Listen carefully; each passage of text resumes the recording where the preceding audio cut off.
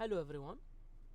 So the aim of this series is to look at accounting in a practical way. So here we'll not talk too much theory.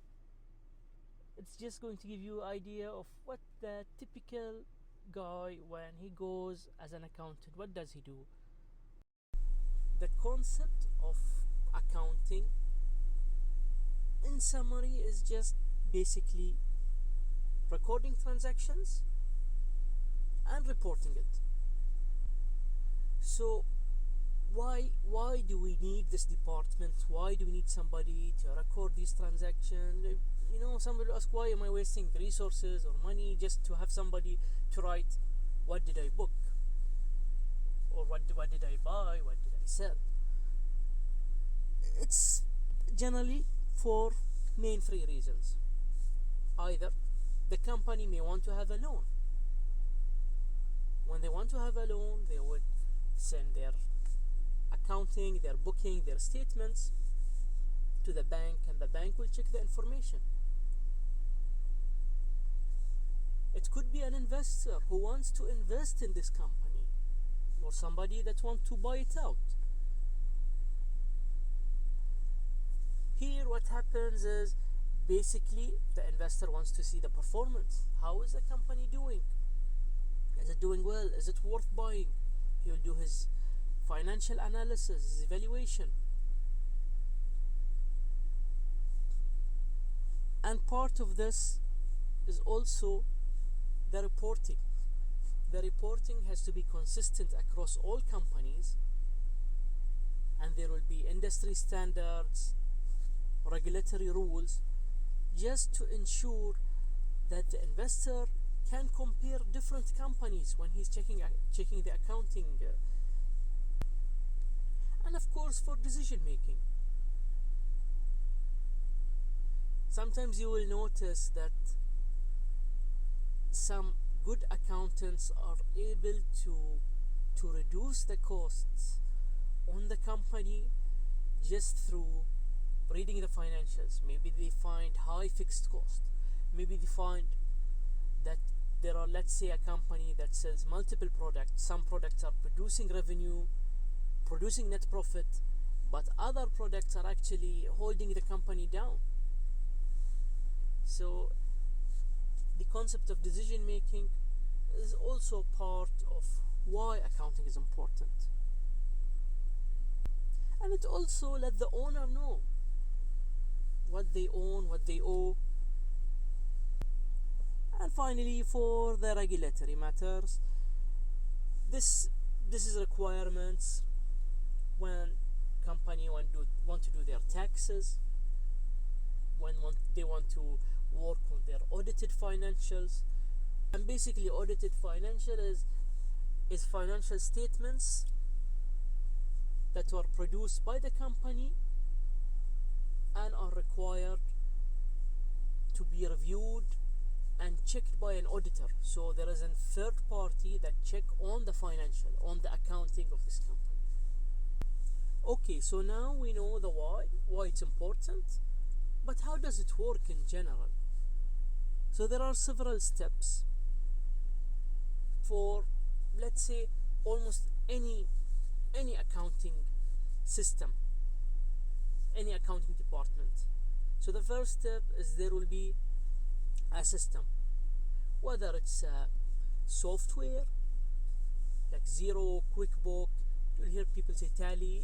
There are multiple softwares installed on the computer, installed in the cloud, and also even in Excel sheets. These systems are used by accountants to book the transactions. And when the transactions are booked, they go through the second step, which is the chart of account, to generate the required reports, the required information. So how it works in real life? First, they choose the system.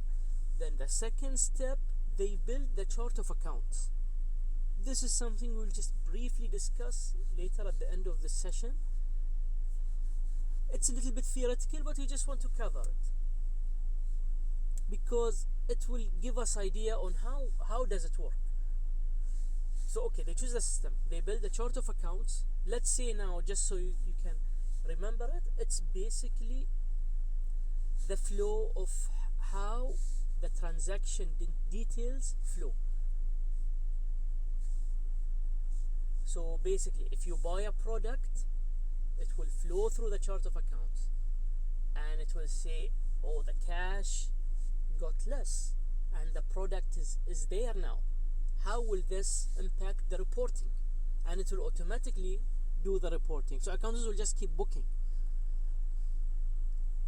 So once they build the chart of accounts, then they will start booking.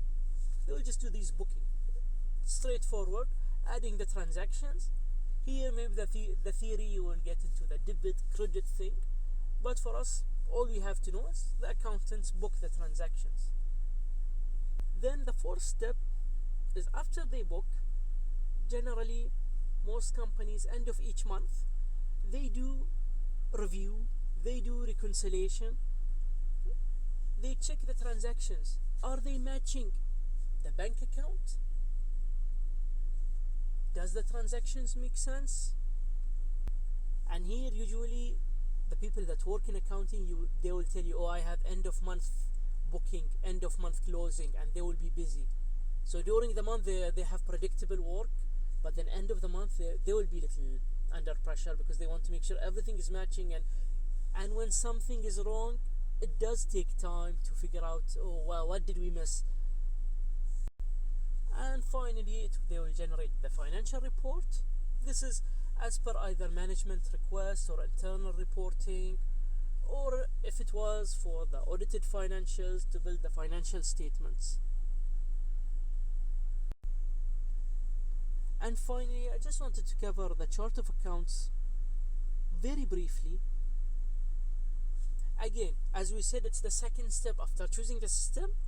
Even if it was Excel sheet, there is the transactions chart, where how will information flow. The key categories, now this is a bit theoretical, but this is the standard in accounting. This is something that if you will go to this field, it will always follow you around. It's the asset, liabilities and equities, which are the balance sheet items. And then there is the income and expense, which are the income statement items. These are the main categories. And under that, we've put the transactions. So assets is what you own. So it could be cash, bank account, like amount of money in the bank account, equipment, whatever the company own, building. We will discuss these in the future in more detail, but this was the company own. Liability, what they owe, what do they need to pay, is it loan, is it a account payable? Sometimes they buy, if it's a company, a trading company, they would be required to, they tend to buy in credit, and after they sell the product they will pay back the money to the wholesaler. So they will have this liabilities. It could be a loan, it could be credit card. And there is the equity, which is the owner's investment, the investment from the owner, and how much money is generated for the business. This retained profits is something you will see in the future also. It is basically the profits that came from the income statement, the income and expense, what business generate minus what they lost. The retained profit goes back to the balance sheet, because at the end of the day it goes back to the owners. So the chart of accounts is basically setting up the flow of how we categorize the transactions. So let's just go back quickly. How does it work in real life?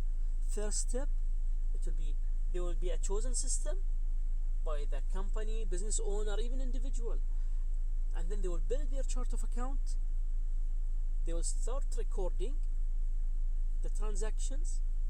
They will review these transactions, and they will generate a report. I hope this was useful. If you like it, please give it a like. so I can know that you guys want more of this content and I can continue this series.